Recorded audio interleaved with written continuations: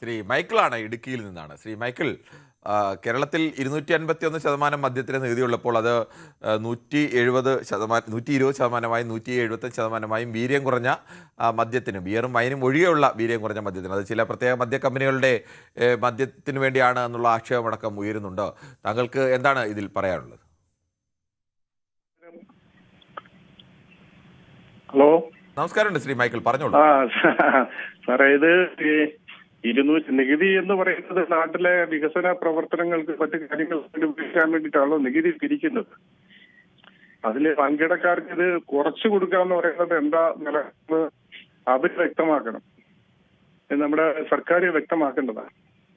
ഇതിനകത്ത് ദുരൂഹത എന്ന് പറയുന്നത് ഇതാണ്, ഈ ഒരു 30 ദിവസം പോലും ആകാത്ത ഒരു മന്ത്രിസഭ, അതിലെ പാർട്ടിയോ അതിലെ ആ എക്സൈസ് വകുപ്പിലെ മന്ത്രിയോ അല്ലെങ്കിൽ ഇത് ആരും അറിയാതെ ഈ 1 മാസം കൊണ്ട് ഈ കാര്യങ്ങൾ നടക്കണമെങ്കിൽ ഇത് വൻ ഗൂഢാലോചനയുണ്ട് ഇതിന്റെ പിന്നിൽ.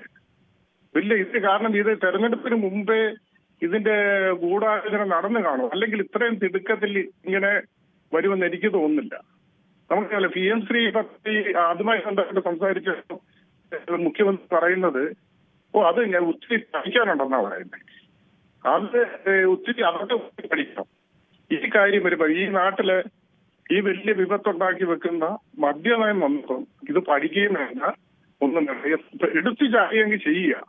പക്ഷെ ഇതിലെന്തോ ദുരൂഹത ഉണ്ടെന്നാണ് എനിക്ക് തോന്നുന്നത്. തീർച്ചയായിട്ടും ഇത് വലിയ ഇത് ഉണ്ടാക്കി. ഇപ്പൊ ഈ പറഞ്ഞ പോലെ ലഹരി മറ്റേ ഇത് ആർക്കോൾ കുറഞ്ഞതോ കൂടിയതോ ഒന്നല്ല, അത് മദ്യം. അത് അറിയാം, കുടിയന്മാർക്ക് അറിയാം എങ്ങനെയായി കുടി തുടങ്ങിയത് എന്ന് കുടിക്കുന്നവരോട് ചോദിച്ചാൽ അറിയാം. കുടിക്കാത്ത ആൾക്കാരോട് ചോദിച്ചാൽ അറിയാം ഇതെങ്ങനെയാ, എങ്ങനെ പതുക്കെ തുടങ്ങുന്ന കുടികാരായി മാറുന്നത് നമ്മൾ കണ്ടുവരുന്നത്. അങ്ങനെ അവർ കുടികേരുമായിട്ട് നമ്മൾ ബന്ധപ്പെടുമ്പോൾ നമുക്കറിയാം. വളരെ വ്യക്തമാണ്.